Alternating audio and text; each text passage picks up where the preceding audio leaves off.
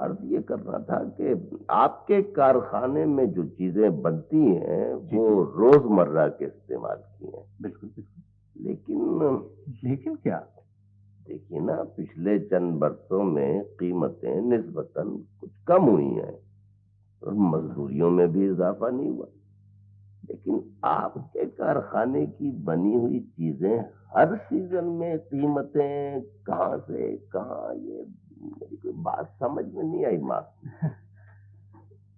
ये बड़ी उलझी हुई कहानी है साहब।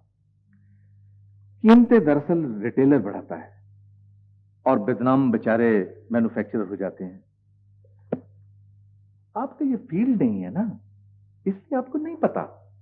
नहीं, दरअसल मैंने कुछ दिन परचून की दुकान की है, तो मुझे अंदाजा ये हुआ कि कीमतें कारखाने वाले बढ़ाते हैं, बाद में नीचे के लोग।